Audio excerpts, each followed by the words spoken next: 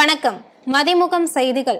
இன்றைய முக்கிய நிகழ்வுகளை பார்ப்பதற்கு முன்பாக தலைப்பு செய்திகளை பார்க்கலாம். வாக்காளர் பட்டியலில் தகுதியான வாக்காளர் பெயர் விடுபட்டு விடக்கூடாது. திமுக மாவட்ட செயலாளர்கள் கூட்டத்தில் நிர்வாகிகளுக்கு முதலமைச்சர் மு க ஸ்டாலின் அறிவுறுத்தல். கரூர் துயர சம்பவத்தில் விஜய் மனிதாபிமானமின்றி நடந்து கொண்டார். அமைச்சர் துரைமுருகன் குற்றச்சாட்டு. பீகாரில் இரண்டாம் கட்ட தேர்தலுக்கான பிரச்சாரம் நிறைவு. வாக்குப்பதிவுக்கான ஏற்பாடுகளில் தேர்தல் ஆணையம் தீவிரம். உத்தரகாண்டின் உண்மையான அடையாளம் அதன் ஆன்மீகம் பலன்தான். பிரதமர் மோடி பேச்சு. தமிழகத்தில் 12, 13 ஆகிய தேதிகளில் கனமழைக்கு வாய்ப்பு. சென்னை வானிலை ஆய்வு மையம் தகவல். பீகாரில் இரண்டாம் கட்ட தேர்தலுக்கான பிரச்சாரம் நேற்று மாலையுடன் நிறைவடைந்தது. பீகாரில் 2 கட்டங்களாக சட்டசபை தேர்தல் நடைபெறும் என அறிவிக்கப்பட்டது. இதில் முதற்கட்ட வாக்குப்பதிவு கடந்த 6ஆம் தேதி நடைபெற்றது. 121 தொகுதிகளில் பதிவான வாக்குகளின் இறுதி நிலவரத்தை நேற்று தேர்தல் ஆணையம் வெளியிட்டது.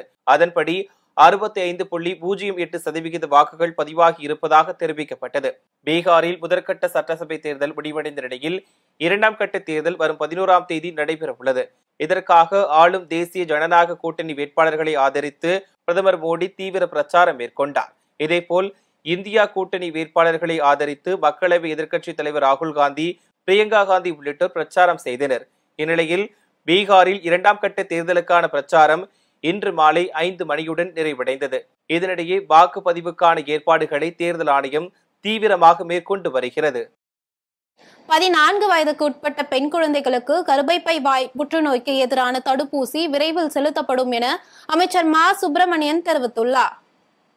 தமிழ்நாடு அரசின் சமூக நலத்துறை சார்பில் முதலமைச்சரின் பெண் குழந்தைகள் பாதுகாப்பு திட்டத்தின் கீழ் தென் சென்னை மாவட்டத்தில் தகுதி வாய்ந்த 100 குடும்பங்களைச் சேர்ந்த 200 பெண் குழந்தைகளுக்கு தலா 25,000 ரூபாய் அரசு சேமிப்பு பத்திரங்கள் மற்றும் சைதாப்பேட்டை தொகுதியைச் சேர்ந்த 100 இளம் பெண்களுக்கு தலா 50,000 ரூபாய்க்கான காசோலைகள் வழங்கும் நிகழ்ச்சி நடைபெற்றது.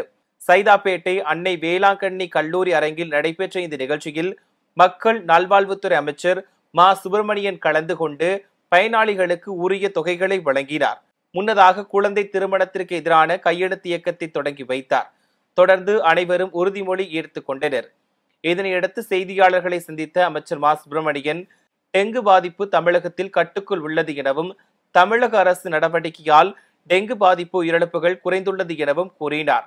ஒவ்வொரு மாவட்டத்திலும் வாகனம் மூலம் பெண்களுக்கு பிரத்யேகமாக புற்றுநோய் பரிசோதனை செய்யும் புதிய திட்டம் விரைவில் தொடங்கப்பட உள்ளது எனவும் தெரிவித்தார். தற்பொழுது மாண்புமிகு தமிழ்நாட்டின் முதலமைச்சருடைய வழிகாட்டுதலோடு மக்கள் நல்வாழ்வுத்துறையிலும் கூட விமென்ஸ் வெல்னஸ் ஆன் வீல்ஸ் என்கின்ற வகையில் ஒரு வாகனம் ஒன்று விரைவில் தமிழ்நாட்டில் அறிமுகப்படுத்தப்படவிருக்கிறது.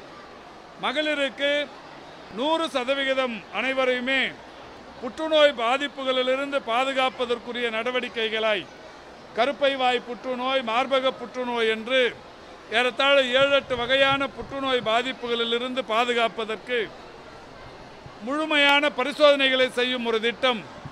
வாகனங்களை ஒவ்வொரு மாவட்டத்திற்கும் அனுப்பி முழு பரிசோதனை வசதிகளுடன் கூடிய அந்த வாகனங்கள் விரைவில் அறிமுகப்படுத்தப்படவிருக்கிறது. இந்தியாவிலேயே தமிழ்நாட்டில் முதன்முறையாக அந்த திட்டம் இங்கே செயல்படுத்தப்படவிருக்கிறது. 38 மாவட்டங்களுக்கும் 38 வாகனங்கள் வடிவமைக்கும் பணிகள் நடைபெற்று கொண்டிருக்கிறது. ஒரு 10 நாட்களுக்குள் ஒரு வாகனத்தை மாண்புமிகு தமிழ்நாட்டின் முதலமைச்சர்களின் மூலம் அதை தொடங்கி வைக்கவிருக்கிறோம். மிகப்பெரிய அளவில் மகளிருக்கு பயன்படவிருக்கிறது. தனி அரசாங்கம் போல் ஏழை எளிய மக்களுக்கு தேவைப்படும் உதவிகளை துறைவாரியாக செய்வதில் தருமபுரம் ஆதீனம் முதலிடத்தில் உள்ளதாக அமைச்சர் அன்பில் மகேஷ் தெரிவித்துள்ளார். மயிலாடுதுறை அடுத்த தருமபுரம் ஆதீன 27வது மடாதிபதி ஸ்ரீலசி மாசிலாமணி தேசிக ஞானசம்பந்தம் பரமாசாரியர் சுவாமிகள் 60ஆம் ஆண்டு மணி விழா நடைபெற்றது. இந்நிலையில் தருமபுர ஆதீனத்தை பள்ளிக்கல்வித்துறை அமைச்சர் அன்பில் மகேஷ் நேரில் சந்தித்து ஆசி பெற்றார். தொடர்ந்து செய்தியாளர்களிடம் பேசிய அவர், தருமபுரம் ஆதீனம் திராவிட இயக்க தலைவர்களின் கருத்துக்களோடு ஒத்துப்போகின்ற அளவில் தனி அரசாங்கம் போல் செயல்பட்டு ஏழை எளிய மக்களுக்கு தேவைப்படும் உதவிகளை தருமபுரம் ஆதீனம் செய்து வருவதாக தெரிவித்தார். கல்வி சேவையாக இருந்தாலும் மருத்துவ சேவைகளாக இருந்தாலும் இந்த பகுதியை சார்ந்திருக்கின்ற மக்களுக்கு தேவைப்படுகின்ற உதவிகளை செய்வதாக இருந்தாலும் இன்றைக்கு முழுமையாக ஒரு தனி அரசாங்கம் போல மக்களுக்கு தேவையானதை துறை வாரியாக செய்யக்கூடியவர்கள் முதலிடத்தில் இருக்கக்கூடியவர்கள், நமக்கான ஒரு மிகப்பெரிய ஒரு பெருமையாக கருதக்கூடிய அவர்களிடம் இன்றைக்கு இங்கே வருகை தந்து அவருடைய மணி விழாவில் கலந்து கொண்டது எங்களுக்கான ஒரு மிகப்பெரிய ஒரு வாய்ப்பாக அதை நாங்கள் கருதுகிறோம். வாக்காளர் பட்டியலில் தகுதியான வாக்காளர் பெயர் விடுபட்டு விடக்கூடாது என நிர்வாகிகளுக்கு முதலமைச்சர் மு.க. ஸ்டாலின் அறிவுறுத்தியுள்ளார். வாக்காளர் பட்டியல் சிறப்பு திருத்த பணி தொடர்பாக திமுக தலைவரும் முதலமைச்சருமான மு.க. ஸ்டாலின் தலைமையில் திமுக மாவட்ட செயலாளர்கள் கூட்டம் நடைபெற்றது. காணொலி காட்சி வாயிலாக நடைபெற்ற இந்த பொதுக்கூட்டத்தில் திமுக மாவட்ட செயலாளர்கள், நாடாளுமன்ற உறுப்பினர்கள், சட்டமன்ற உறுப்பினர்கள் உள்ளிட்டோர் பங்கேற்றனர். அப்போது கூட்டத்தில் பேசிய முதலமைச்சர் மு.க. ஸ்டாலின், தமிழ்நாட்டில் மீண்டும் திமுக ஆட்சி அமைந்திடக்கூடாது என்பதற்காக பல்வேறு திட்டமிடல்களை பாஜக செய்து வருகிறது என குற்றம் சாட்டினார். வருமான வரித்துறை, அமலாக்கத்துறை, தேர்தல் ஆணையம் என எந்த ஒரு நிறுவனத்தையும் நமக்கு எதிராக பயன்படுத்த தயாராகி கொண்டிருப்பதாக கூறிய அவர், யார் வந்தாலும் பார்த்து கொள்ளலாம், களம் நம்முடையதுதான் என தெரிவித்தார். தகுதியான வாக்காளர் ஒருவரின் பெயர் கூட வரவிருக்கும் வாக்காளர் பட்டியலில் விடுபட்டு விடக்கூடாது, அதேபோல் தகுதியில்லாத வாக்காளரையும் பட்டியலில் இணைத்துவிடக் கூடாது என தெரிவித்த முதலமைச்சர், SIR பணிகளில் மாவட்ட செயலாளர்கள், தொகுதி பொறுப்பாளர்கள் கவனமுடன் இருக்க வேண்டும் என அறிவுறுத்தினார். உத்தரகாண்டின் உண்மையான அடையாளம் அதன் ஆன்மீக பலன்தான் என பிரதமர் மோடி தெரிவித்துள்ளார். நவம்பர் 9ஆம் தேதி 2000ஆம் ஆண்டு உத்தரப்பிரதேசத்தில் இருந்து உத்தரகாண்ட் பிரிக்கப்பட்டு இந்தியாவின் 27வது மாநிலமாக உருவாக்கப்பட்டது. இந்த நாள் ஒவ்வொரு ஆண்டும் மாநிலத்தின் நிறுவன நாளாக கொண்டாடப்படுகிறது. அதன் வெள்ளி விழாவை கொண்டாடும் நிகழ்ச்சியில் பிரதமர் மோடி கலந்து கொண்டார். அப்போது 8260 கோடி ரூபாய் மதிப்பிலான வளர்ச்சி திட்டங்களை தொடக்கி வைத்து அடிக்கல் நாட்டினார்.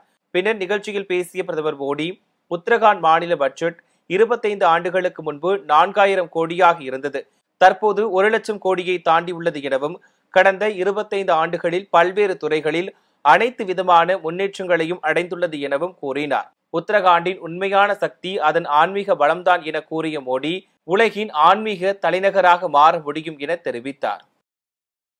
எழும்பூர் ரயில் நிலையத்தில் சீரமைப்பு பணி நடைபெறுவதால் தென் மாவட்ட ரயில் சேவையில் மாற்றம் செய்யப்பட்டுள்ளது. சென்னை எழும்பூர் ரயில் நிலையத்தில் தற்போது நடைமேடை சீரமைப்பு பணிகள் நடைபெற்று வருகிறது. இந்த சீரமைப்பு பணிகள் காரணமாக அங்கிருந்து இயக்கப்பட்டு வந்த சில முக்கிய விரைவு ரயில்கள் தற்காலிகமாக தாம்பரம் ரயில் நிலையத்தில் இருந்து இயக்கப்பட்டு வருகின்றன.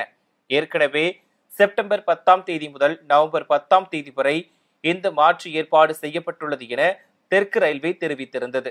அதன்படி நவம்பர் 11ஆம் தேதிக்கு பின்னர் எழும்பூர் ரயில் நிலையத்தில் வழக்கம் போல் ரயில்கள் இயக்கப்படுமா என்ற கேள்வி எழுந்தது. இந்நிலையில் எழும்பூர் ரயில் நிலையத்திலிருந்து தென் மாவட்டங்களுக்கு புறப்படும் ரயில் சேவையில் மீண்டும் மாற்றம் செய்யப்படுவதாக தெற்கு ரயில்வே அறிவித்துள்ளது.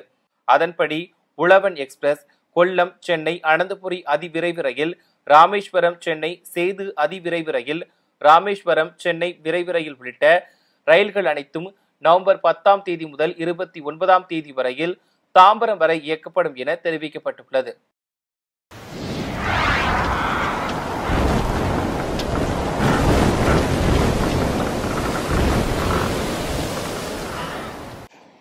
தமிழகத்தில் வரும் 12 மற்றும் 13 ஆகிய தேதிகளில் கனமழைக்கு வாய்ப்பு இருப்பதாக சென்னை வானிலை ஆய்வு மையம் தெரிவித்துள்ளது.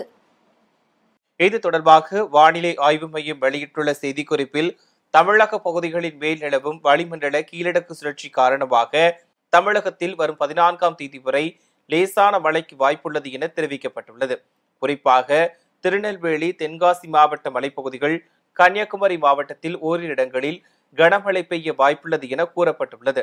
வரும் 12ஆம் தேதி தஞ்சாவூர், திருவாரூர், நாகை, மயிலாடுதுறை, புதுக்கோட்டை, சிவகங்கை, ராமநாதபுரம், விருதுநகர், மதுரை, தூத்துக்குடி, திருநெல்வேலி, கன்னியாகுமரி, நீலகிரி, கோவை, திருப்பூர், திண்டுக்கல், தேனி, தென்காசி மாவட்டங்களில் கனமழைக்கு வாய்ப்புள்ளது என குறிப்பிடப்பட்டுள்ளது. மேலும் 13ஆம் தேதி கோவை மாவட்ட மலைப்பகுதிகள், நீலகிரி, திண்டுக்கல், தேனி, தென்காசி, கன்னியாகுமரி, திருநெல்வேலி மற்றும் தூத்துக்குடி மாவட்டங்களில் கனமழைக்கு வாய்ப்புள்ளதாக வானிலை ஆய்வு மையம் தெரிவித்துள்ளது. கரூர் துயர சம்பவத்தில் தாவேக தலைவர் விஜய் மிகவும் மனிதாபிமானம் இல்லாமல் நடந்து கொண்டதாக அமைச்சர் துரைமுருகன் குற்றம் சாட்டியுள்ளார். வேலூர் மாவட்டம் காட்பாடி காந்திநகர் பகுதியில் உள்ள அவரது இல்லத்தில் நீர்வளத்துறை அமைச்சர் துரைமுருகன் செய்தியாளர்களை சந்தித்தார். அப்போது கரூர் சம்பவத்தில் 41 பேர் இறப்பிற்கு காரணமாக இருந்த தாவேக தலைவர் விஜய் மனிதாபிமானம் இல்லாமல் நடந்து கொண்டதாக அமைச்சர் துரைமுருகன் குற்றம் சாட்டியுள்ளார். 41 பேர் போய் கரூர்ல சாகிறதுக்கு காரணமா இருந்துட்டு ஒரு வீட்டுக்கும் போய் நன்றி சொல்லாம பார்க்காம இருக்கிற அவர் ரொம்ப மனிதாபிமானம் உள்ளவர். நாங்கள் மனிதாபிமானம் இல்லாதவர். போங்க சார் நீங்க.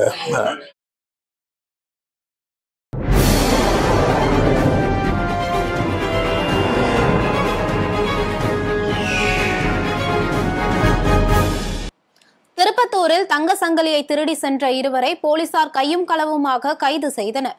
திருப்பத்தூர் அடுத்த விஷமங்கலம் பகுதியை சேர்ந்த நதியா என்ற பெண் பெங்களூரிலிருந்து ஜோலார்பேட்டை ரயிலில் பயணம் செய்துள்ளார். அப்போது சோமநாயக்கன்பட்டி ரயில் நிறுத்தத்தில் மர்ம நபர்கள் 2 பேர் நதியா கழுத்தில் இருந்த 1 சவரன் சங்கிலியை பறித்து கொண்டு தப்பி ஓடினர். இதுகுறித்து நதியா ஜோலார்பேட்டை ரயில்வே காவல் நிலையத்தில் புகார் அளித்துள்ளார். அதன் பேரில் 1 மணி நேரத்தில் கொள்ளையர்கள் இருவரையும் போலீசார் கைது செய்தனர். தொடர்ந்து இருவரையும் சிறைக்கு அனுப்பும் முன்பு போலீசார் புகைப்படம் எடுத்தபோது தான் தவறு செய்து விட்டதாக கதறி அழுத வீடியோ இணையதளத்தில் பரவி வருகிறது.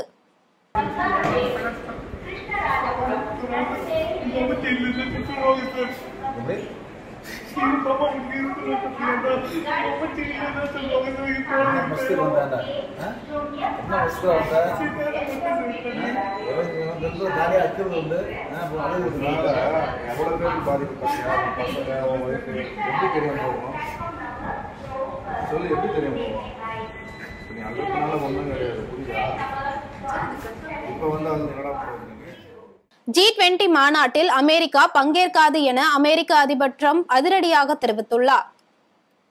G20 கூட்டமைப்பின் தலைமை பொறுப்பை கடந்த டிசம்பர் 1ஆம் தேதி தென்னாப்பிரிக்கா ஏற்றுக்கொண்டது. இதனையடுத்து தென்னாப்பிரிக்கா தலைநகர் ஜோஹன்னஸ்பர்க்கில் வருகின்ற 22 மற்றும் 23 ஆகிய தேதிகளில் G20 மாநாடு நடைபெற உள்ளது. அதன் பிறகு டிசம்பர் 1ஆம் தேதி முதல் அடுத்த ஓராண்டிற்கு G20 தலைமை பொறுப்பை அமெரிக்கா ஏற்க உள்ளது. இந்நிலையில் புளோரிடாவில் உள்ள அமெரிக்க வர்த்தக கூட்டமைப்பில் ட்ரம்ப் பங்கேற்று உரையாற்றினார். அப்போது இந்த ஆண்டுக்கான G20 மாநாடு தென் ஆப்பிரிக்கா தலைநகர் ஜோகன்னஸ்பர்க்கில் நடைபெற உள்ளது. ஆனால் அங்கு சிறுபான்மை இன மக்களை குறிவைத்து தொடர்ந்து தாக்குதல் நடத்தப்படுகிறது. குறிப்பாக சிறுபான்மை இன மக்களின் நிலம் மற்றும் பண்ணைகள் சட்ட விரோதமாக கையகப்படுத்தப்படுகின்றன. எனவே G20 கூட்டமைப்பில் உறுப்பினராக இருக்க தென் ஆப்பிரிக்காவிற்கு தகுதி இல்லை. அங்கு மாநாடு நடைபெறுவது முழுமையான அவமானம் என தெரிவித்துள்ளார்.